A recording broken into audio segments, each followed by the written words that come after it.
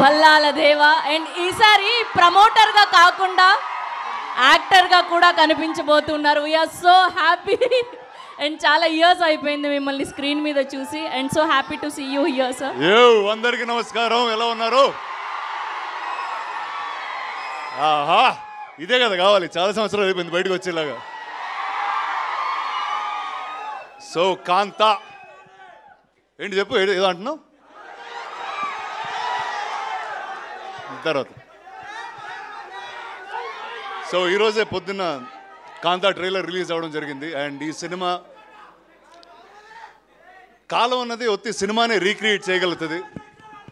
జై హో దా. ఓకే స్వామి, మీరు బాగా రౌడీగాడయ్యా మీరు అసలు.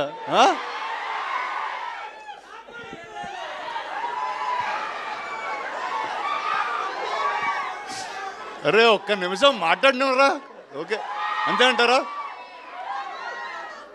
సరే ఒక 2 minutes. నేను చిన్నప్పుడు మెడ్రాస్ నుంచి హైదరాబాద్కి వచ్చినప్పుడు ఇక్కడ సినిమా ఇండస్ట్రీ లేదు, స్టూడియోలు లేవు, ఏమి లేవు. రాళ్ళు రప్పల మధ్యన వచ్చాం మేము. యాక్చువల్లీ ఏంట్రా మధ్యలో మాట్లాడలేదురా, మామూలుగా మాట్లాడుతున్నాను రా రే. ఏదో చిన్ననాటి జ్ఞాపకాలు ఏదో చెప్పుకుంటున్నాను. చెప్పుకొని ఎవరా నన్ను? నేను ప్రిపేర్ అయ్యి బాగా వచ్చాను మీతో ఏదో మాట్లాడేద్దామని, అసలు ఆగనివ్వట్లేదు. ఓకే కానీ చెప్తాను. సో ఆ టైంలో ఇక్కడ అన్నపూర్ణ స్టూడియోస్, పద్మాలయ, రామానాయుడు స్టూడియోస్ ఇవన్నీ కడుతున్నప్పుడు వాళ్ళందరూ మాట్లాడుకునే ఏంటో తెలుసా? విజయవాణి స్టూడియోలో ఇలా జరిగిందంట, ఏవిఎం స్టూడియోలో ఇలా జరిగిందంట అని, ఇలా స్టార్స్ గురించి. అంటే ఇప్పుడైతే ఇంత పెద్ద మీడియా, సోషల్ మీడియా మీరు అందరూ ఉన్నారు. అప్పుడు స్టూడియో లోపల జరిగే విషయాలు చాలా తక్కువ మంది తెలిసాయి. బాలయ్య గారు కూడా అక్కడి నుంచి వచ్చారా నాతో పాటు. సో అలాంటి ఒక సెట్టింగ్లో సెల్వా నాకు ఒక కథ చెప్పడం జరిగింది. అండ్ చెప్పి చాలా సంవత్సరాలు అయింది కూడా. బట్ ఆ రోజు ఆ కథ విన్న వెంటనే ఖచ్చితంగా ఈ సినిమా చేయాలి, నేను ఏదో విధంగా ఈ సినిమా ముందుకు తీసుకెళ్ళాలన్నప్పుడు ఆ సినిమాకి ఎవరు కరెక్ట్ అంటే, నాకు తెలిసి ఇండియాలో ఎవరన్నా ఒక పీరియడ్ కథ రాయాలి అని అనుకుంటే కూడా మొట్టమొదటి వ్యక్తి అదిగో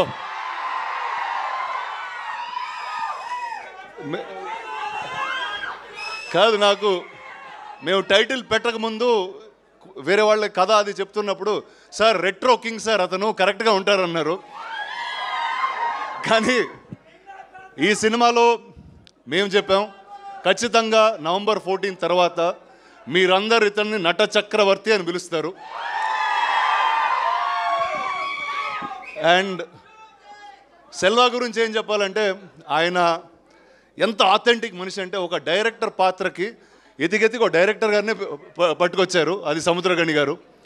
ఆయనతో ఆబ్వియస్లీ ఇంతకుముందు ఆయన కొడుకుగా చేశాను. అండ్ ఇప్పుడు చాలా వేరేగా ఉంటుంది మా రిలేషన్షిప్ ఈ సినిమాలో.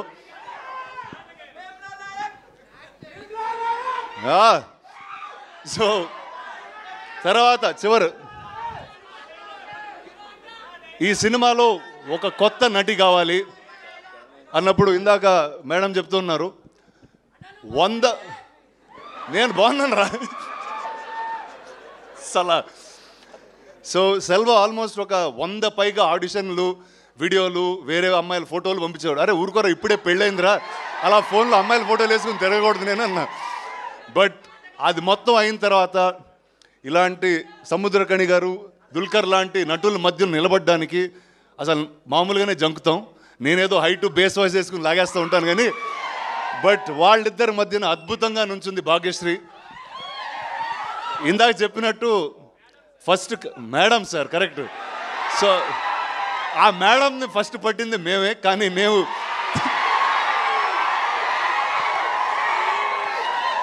మేము సినిమా తీసే డిలేలో ఆవిడ తెలుగులో సినిమాలు చేసి ఇంత పాపులర్ స్టార్ అయిపోయారు. So I don't have to say anything. Welcome again.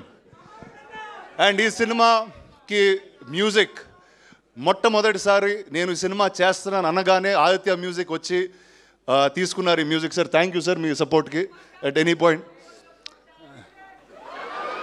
నువ్వే పాట పాడుతున్నావురా? సరే ఓకే, నవంబర్ 14 మిమ్మల్ని థియేటర్లో కలుస్తాం. And thank you all the best.